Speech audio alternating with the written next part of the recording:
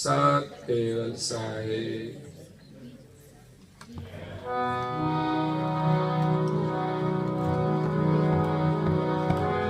चलो संत सजन प्रभुनि करो श्रीमत कुबेर शरण शेष प्रीत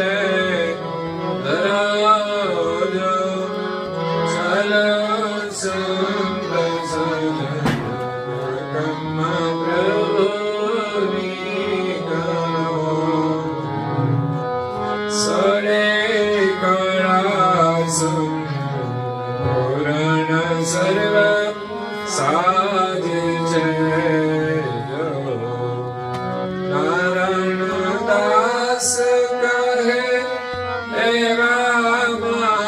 महाराज जय चल संत सजन कम प्रभु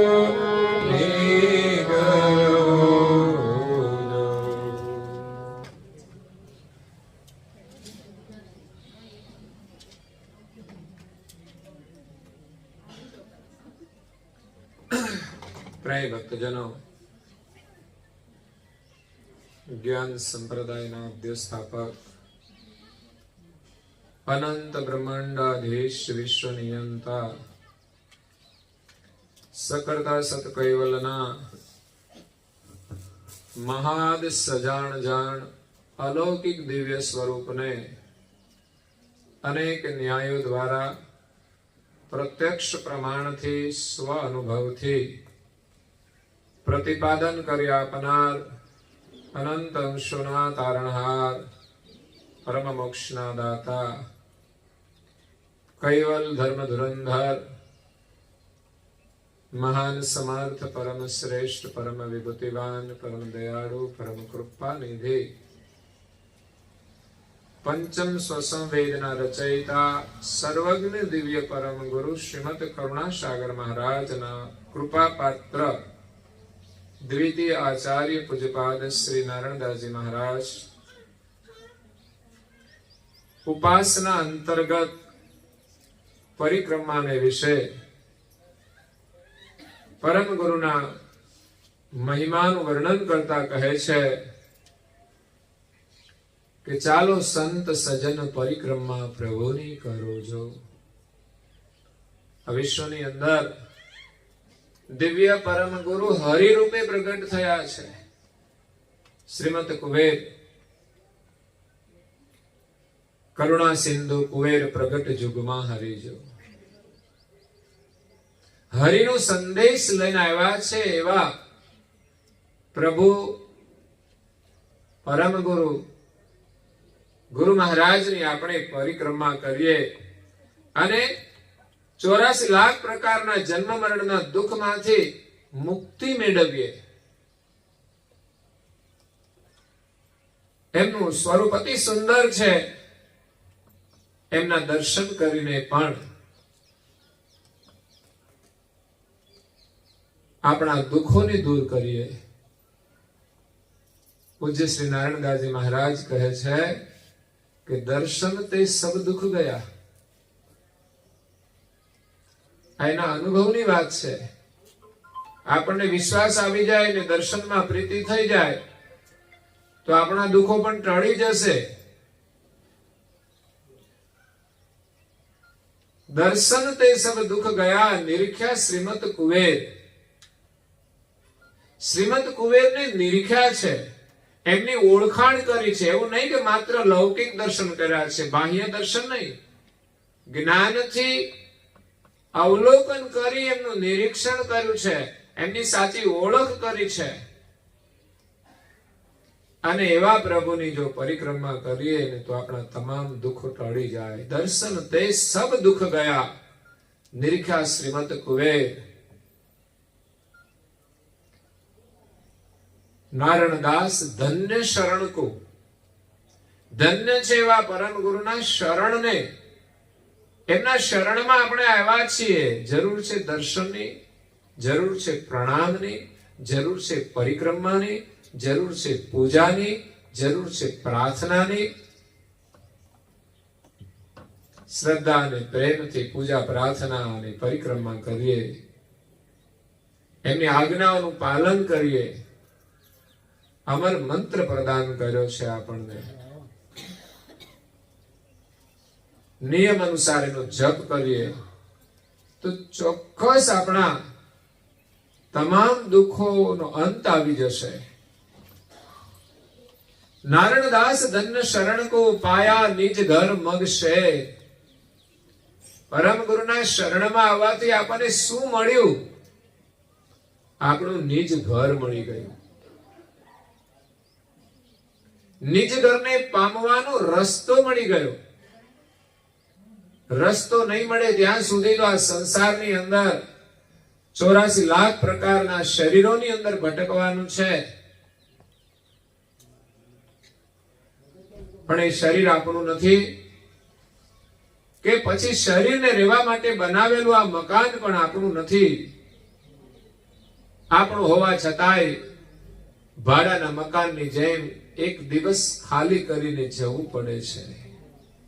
કોઈ કાયમી નથી.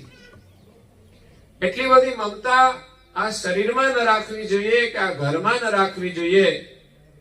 અને ચિંતા આપણું જે સત્ય ઘર છે, નિજ ઘર છે, એને પામવા માટે કરવી જોઈએ કે ક્યાં સુધી આ શરીરો ધારણ કરીને ભટકીશું. એકવાર કદાચ સુખ સગવડ મળી જશે તો પણ શું? એ પણ ઉંમર થયા પછી આપણે ભોગવી શકવાના નથી. અને શરીર છૂટ્યા પછી તો એક સોયની અણી જેટલી ચીજ પણ આપણે સાથે લઈ જઈ શકતા નથી. શ્વાસ છૂટી જાય, આ શરીર છૂટી જાય ને એક ઝટકે જે આપણું હતું બધું જ પરાયું થઈ જાય છે. એટલે સંસારમાં સૌ કોઈ આવે છે ને જાય છે, પણ કોઈનું આ થતું નથી. રહેવા માટેનો અધિકાર મળ્યો છે તો આપણે યોગ્ય રીતે એની અંદર રહી અને ભગવત સ્મરણ કરી લઈએ. માત્ર ને માત્ર ભગવાનને પામવા માટે માનવ દેહ મળ્યો છે. એના માટે ગુરુના શરણમાં જવાની જરૂર છે, ગુરુની આજ્ઞા પાળવાની જરૂર છે, ગુરુમાં વિશ્વાસ રાખવાની જરૂર છે. પૂજ્ય શ્રી નારણદાસજી મહારાજનો વિશ્વાસ કેવો છે, એનો પ્રેમ કેવો છે. એમણે પરમ ગુરુ કરુણાસાગર બાપજીને ઓળખ્યા છે. એમના અંતર દ્રષ્ટિથી દર્શન કર્યા છે, જ્ઞાન દ્રષ્ટિથી દર્શન કર્યા છે, ભક્તિ દ્રષ્ટિથી દર્શન કર્યા છે, વૈરાગ ભાવથી દર્શન કર્યા છે. જે દર્શન કરતા જ આપણા તમામ દુઃખોનો અંત આવી જાય અને નિજ ઘરને પામવાનો જે માર્ગ મળી ગયો છે એ ઘર પણ આપણને મળી જાય. આપણે કેવું ઘર જોઈએ છે?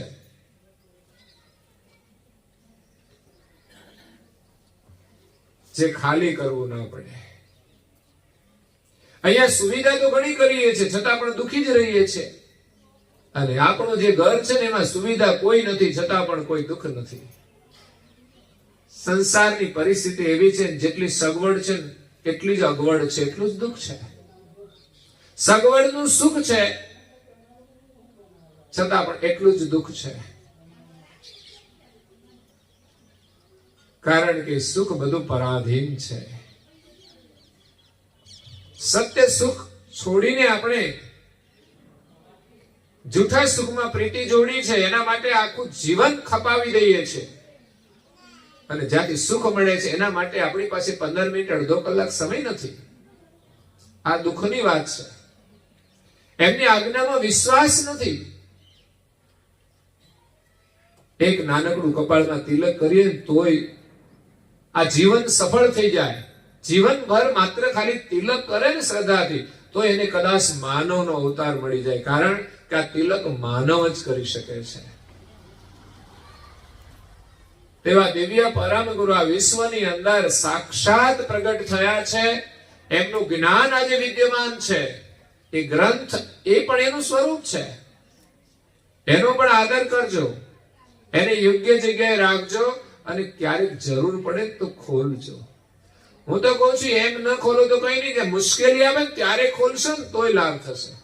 તમારું મન એમાં લાગશે, તમારા મનને શાંતિ મળશે.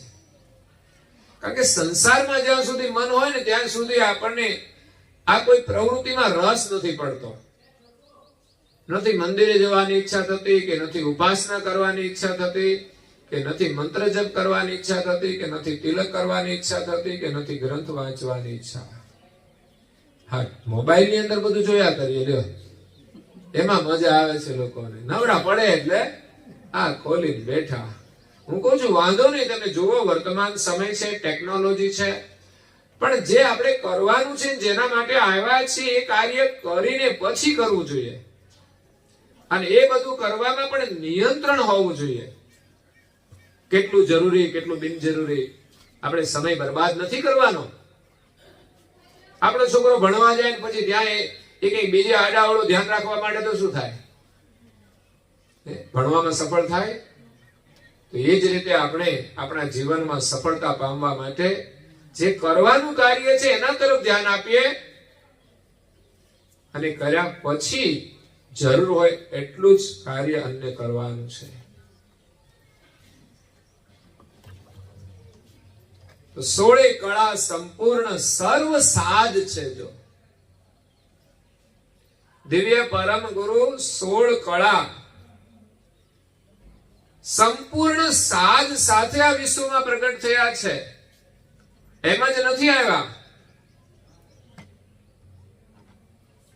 પૂજ્ય શ્રી હેતબાઈ માતા એમના બાળકને લઈને પિયર જતા હતા. તરસ લાગી, બાળકને કિનારે મૂકીને પાણી પીવા જાય છે. પાછળથી નાહેર નામનું પ્રાણી એમના બાળકને લઈ જાય છે. માતા પાણી પીને આવે છે, એના બાળકને ન જોતા એ કરુણ રુદન કરે છે. માથાના વાળ તોડવા માંડે છે અને પોતાના બાળકને શોધે છે. એમાં દિવ્ય પરમ ગુરુ બાલ સ્વરૂપે એક વૃક્ષના નીચે પ્રગટ થઈને બિરાજમાન થયેલા દર્શન આપે છે. માતા આશ્ચર્યચકિત થઈ જાય છે કે મારું બાળક જતું રહ્યું અને વળ્યા નવું બાળક કોણ હશે? એને એક સાચો વિચાર આવ્યો કે મારા બાળકના બદલામાં ભગવાને તો નહીં આપ્યું હોય ને. અને હકીકત હતી એમના બાળકના બદલામાં જ દિવ્ય પરમ ગુરુ આવ્યા હતા. પરમ ગુરુ કહે છે, હે ધર્મની માતા, તું મને તારા ઘરે લઈ જા, હું તારું કલ્યાણ કરીશ, આ જગતની અંદર તને પ્રખ્યાત કરીશ. હેતબાઈ માતા એમને કહે છે કે પ્રભુ આપ કોણ છો? ત્યારે પરમ ગુરુ કહે છે કે હું સર્જનહારનો પરમ વિશેષ અંશ છું. 6 દ્વીપ ઓળંગીને આ 7મા દ્વીપમાં આવ્યો છું. ગયા જન્મમાં તમે તપ કર્યું હતું, ત્યાં પણ હું તમને મળ્યો હતો. ત્યાં મેં તમારી સેવાથી પ્રસન્ન થઈ અને તમને મેં વરદાન આપ્યું હતું કે હું તમારું કલ્યાણ કરીશ. અને એ જ પ્રમાણે તમે આ જંબુદ્વીપમાં આવ્યા છો અને હું તમારું કલ્યાણ કરીશ. પરંતુ આ જગતની અંદર જગત કરતાનો સંદેશ આપવા માટે આવ્યો છું. જીવ માત્રનું કલ્યાણ કરવા માટે આવ્યો છું. જે કોઈ અંશ મારા શરણમાં આવશે એ દરેકનું કલ્યાણ થશે.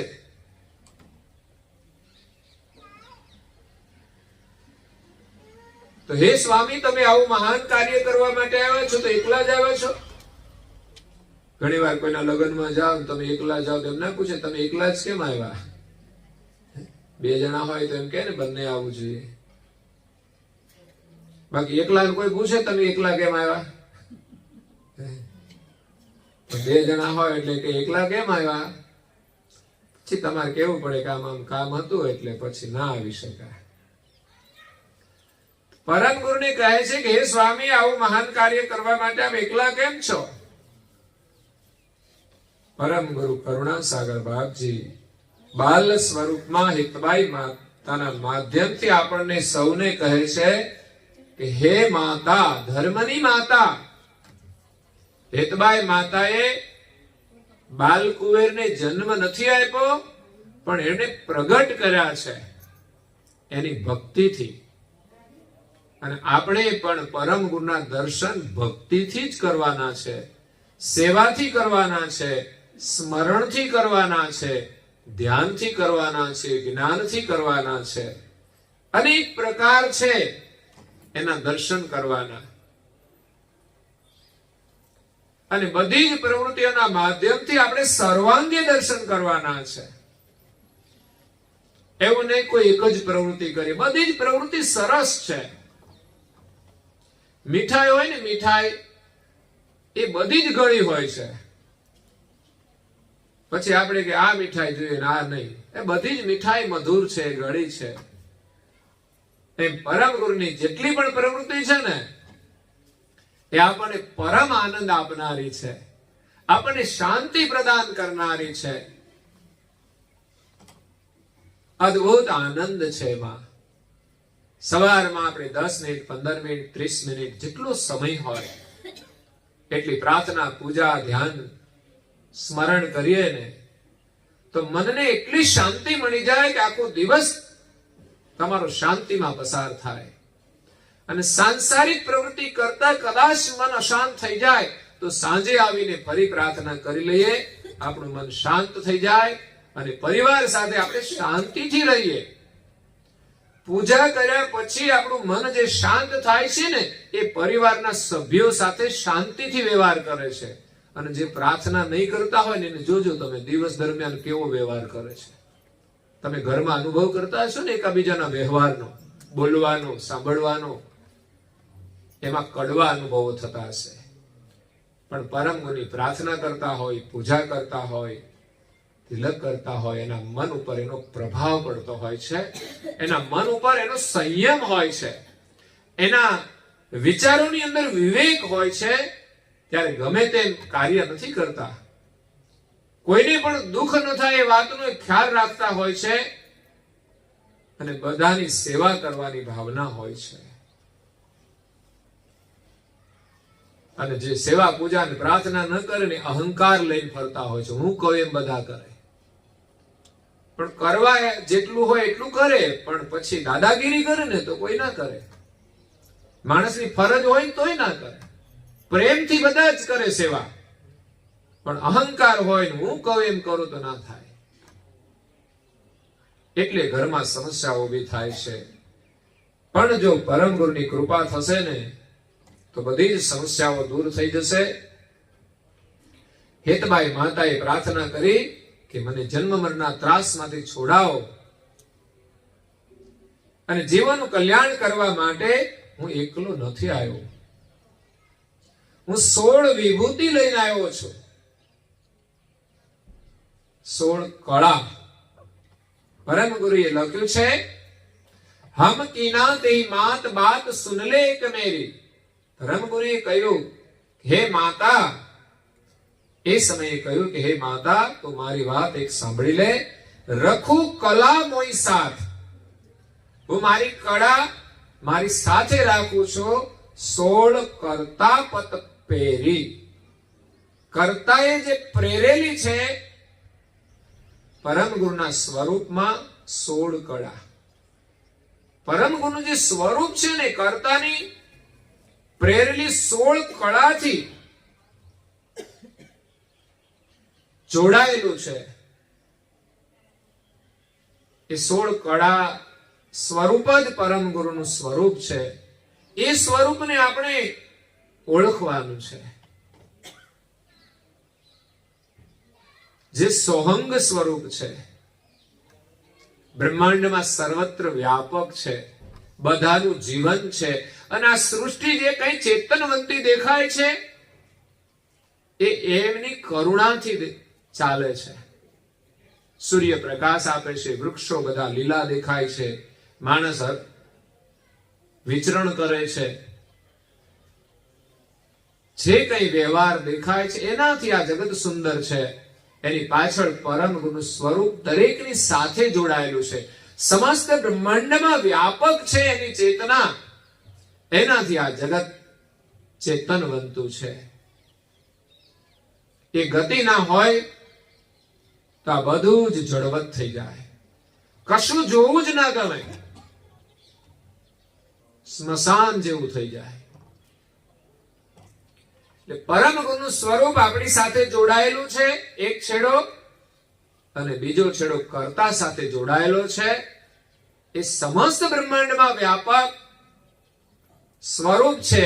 એની સાથે દુનિયાના પ્રત્યેક જે શરીરો છે એનું જોડાણ છે, પ્રત્યેક અંશો સાથે એનું જોડાણ છે. એ જ સ્વરૂપ દ્વારા દરેક અંશો જીવન લઈ અને આ શરીરમાં વિચરણ કરે છે. કીડી મકોડાથી માંડી છેક બ્રહ્મા સુધીના ઘાટ દેવતાઓ પણ એ જ સ્વરૂપમાંથી જીવન લઈ અને આ સૃષ્ટિનું સંચાલન કરે છે. એ જ સ્વરૂપ પરમ ગુરુનું છે. એમાં 16 વિભૂતિઓ સમાયેલી છે. તે વિભૂતિના કારણે પરમ ગુરુ કહે છે કે હું આ સદાય સંસારમાં આવવા છતાં એનાથી અલગ જ રહું છું. હું પોતાને નથી ભૂલી જતો, એમ જ માલિકને નથી ભૂલી જતો. જ્યારે આ સંસારની અંદર જે કોઈ આવ્યા ને એ બધા જ પોતાને પણ ભૂલી ગયા અને માલિકને પણ ભૂલી ગયા. માલિકને ભૂલી ગયા કે એ આપણા માલિક છે. તો માલિકને ભૂલે તો પછી પોતાને તો ભૂલી જવાના ને. હું કોણ છું એની સાચી ઓળખ એ તો માલિક છે, એના આપણે અંશ છીએ. જ્યારે માલિક જ ભૂલાઈ જાય ત્યારે માણસ સમજો પોતાને ભૂલી ગયો છે. જે દીકરો માતા પિતાને ભૂલી જાય ને સમજવાનું એ પોતાને ભૂલ્યો છે. એ ભટકી જવાનો. એને અભિમાન હોય કે મારી પાસે સુવિધા સગવડ છે એટલે હું સુખી જ રહીશ, પણ એનું અભિમાન એક દિવસ ઉતરી જશે. માણસની પોતાની ગમે તેટલી સમૃદ્ધિ હોય પણ એનું કર્તવ્ય ભૂલે ને એ માણસ ભટકી જાય છે. રાવણ પાસે કઈ ઓછી સિદ્ધિઓ હતી પણ એ પોતાનું કર્તવ્ય ભૂલ્યો એટલે એનો વિનાશ થયો છે. એવી જ રીતે આ સંસારની અંદર શરીર ધર્મ પ્રમાણે માતા પિતાને યાદ રાખવા જોઈએ અને આપણે એમના સંતાન છીએ અને એના આગળ હંમેશા પુત્ર ભાવે જ રહેવું જોઈએ. પણ હું જોઉં છું ને ઘણા છોકરાઓ બાપ થઈને ફરતા હોય ઘરમાં અને મા બાપ એનાથી ડરતા હોય છે. આ પરિસ્થિતિ ના હોવી જોઈએ. ભલે આપણે ભણેલા હોઈએ, આધુનિક હોઈએ, કમાતા હોઈએ, છતાં પણ એનું ક્યારેય અભિમાન ન કરવું જોઈએ. હા, તમે જે કંઈ કરો છો એનું ગૌરવ હોય જ શકે તમને, પણ માતા પિતા આગળ તો આપણે કંઈ જ નથી. એમના આશીર્વાદથી જ આપણે ભણ્યા છીએ, પગભર થયા છીએ અને કમાયા છીએ. મહેનત ભલે આપણે કરી હોય પણ માતા પિતાને ભૂલવા જોઈએ નહીં. નહીંતર જીવનમાં સુખ પામી શકતું નથી. સુખ સાચું વૈભવમાં નથી પણ માતા પિતાના સાનિધ્યમાં છે. શ્રવણને